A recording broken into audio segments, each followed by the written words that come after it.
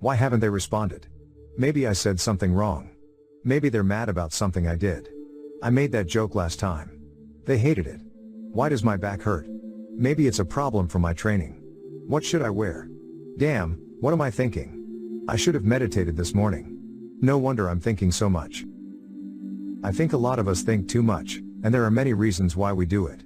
But in this video, I'm going to explain how to solve it in terms of practical solutions. Watch it until the end because it will be extremely valuable. Thinking too much, rumination, whatever you want to call it, is this process of thinking over and over again about a situation in a very irrational way. Many times, we try to justify the emotional irrationality with logical facts about the situation we are overthinking about, and that just perpetuates the overthinking. When you think too much about a situation, your entire focus is on that situation or that thought process. We only have time or energy to focus on one thing. Here is a quote about overthinking. Thinking too much can be a way of trying to control the situation and feel more sure of what to do next. The brain tries to reduce your anxiety by repeating possible scenarios and trying to predict what will happen. The brain wants to anticipate what will come next, and this is very common in high-performing people.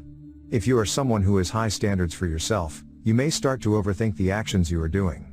Some people who think too much always need structure. They always want to know what is coming next and they hate the unknowns, because there can be no good in the unknown. This overthinking starts to cloud your mind, starts to bother you, and then you start living in this constant perpetual mode of overthinking. It is very important that we look for ways to avoid this so that overthinking does not become predominant in our life. If your brain is constantly at 100 miles per hour, enjoying life becomes very difficult. We have to start understanding this as it causes us to think about what other areas of our life we are overthinking things. One of these areas is specifically the opinions of others. Fortunately, all of this has solutions. The first way to significantly reduce overthinking is to start loving the unknown. Early on, you need to get comfortable with the unknown because life is full of unknowns. A lot can happen at any moment. Being okay with the unknown is starting to structure your day a little less, doing different things, doing new things, doing things that challenge you. You will start to get used to the unknowns and feel a little more comfortable with them. Next lesson, the need for results. Learn to be less dependent on results. This simply means being spiritually detached from things and situations.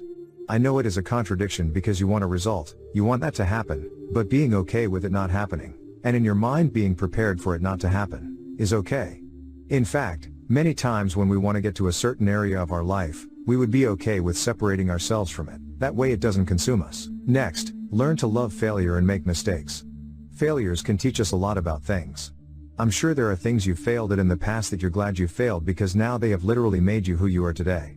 Failure is character building. Character building is everything. If you look at today's society, people are not developed because they don't fail enough, they don't go through enough difficulties to build some kind of resolve and character. So, because of that, they are stagnant. But when you accept failure, you start developing like crazy. No one can really move forward if you don't embrace failure. Also, failure builds your humility and manages your ego. If you are really moving forward in life, you want to have things that keep you grounded. Plus, failure makes you love success even more. When we have one thing and we have its opposite, the opposite makes us appreciate what we have obtained more because we have experienced the opposite. The next thing is to identify your triggers. For example, a father might think too much about being late for his son's basketball game. He is thinking too much about it even though it is just a basketball game. He hates the idea of being late because his ego tells him that he is an amazing father who is always there for his children. This is his ego, his identity. So when he is late, he feels bad. Another example is, let's say someone is thinking too much about a baseball game they are about to play. He doesn't want to mess it up. He's thinking too much that he doesn't want to fail. This causes him to enter the field with fear. This occurs because this athlete has an identity of being a good athlete. He enters with fear because he is holding on to that identity too much, and he is trying to resist the other side, the duality, the fact that he could have a bad game that night. But it's ironic because if you're okay with having a bad game that night, you'll paradoxically probably have a better game because you're not resisting, you're not too much in your head, you're just flowing, you're just playing. You have to identify how your overthinking relates to the ego. Then, redefine overthinking. To redefine it is simply to see things from a different perspective. It does not matter the identity you adopt, life has nuances. That means that 100% of the time you will not always be in that identity. For example, someone who is CEO of a company is CEO of the company when they are working. Outside of work, you are in traffic, you have to go to the doctor. Sometimes you also have to take care of yourself, maybe take care of your family. Maybe a leak breaks in the house and you have to fix it. You have things outside of your identity of being CEO. But we assume these identities as if they were a fact, as if this were the end. Let's imagine that a master in the art of psychology is trying to learn karate. He is not a karate master, he enters karate as a novice and is learning like a student with his mastery of psychology. So karate is new, it is a different feeling. Therefore, life has nuances. In life, there are always different things happening, and when we think too much, it is because we are attached to an identity that we must let go. I recommend that you do feeling meditation.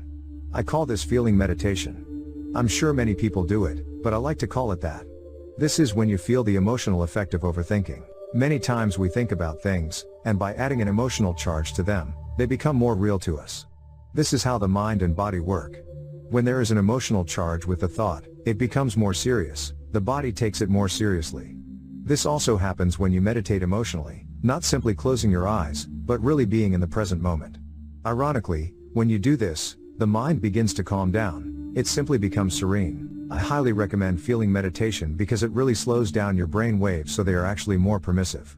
Then relax into the catastrophe.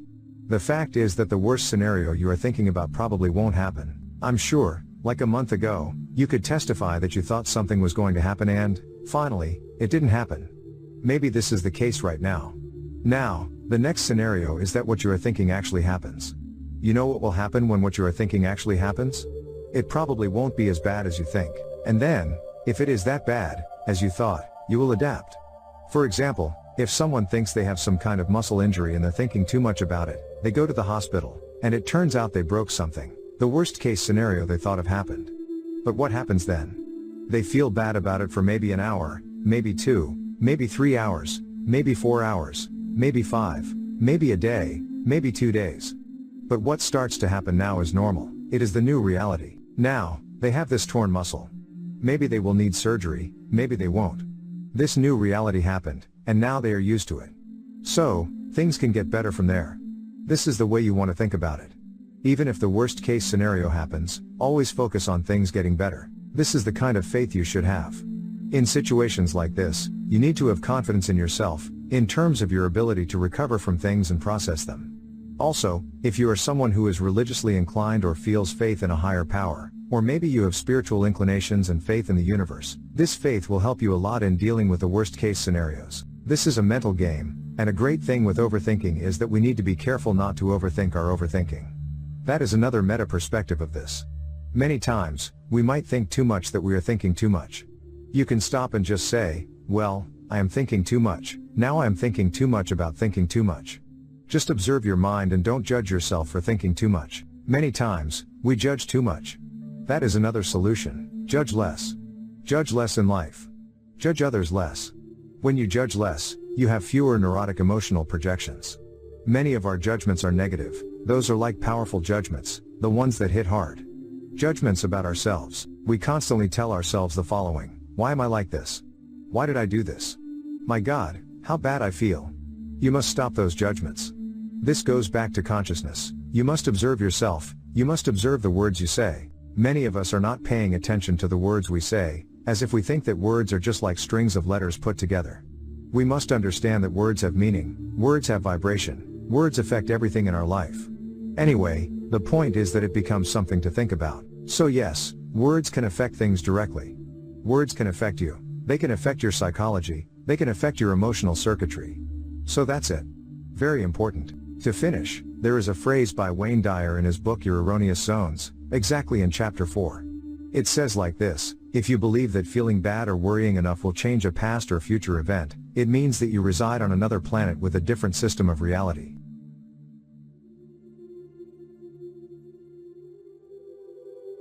Remember to subscribe and hit the like button for more videos and to help us reach more people.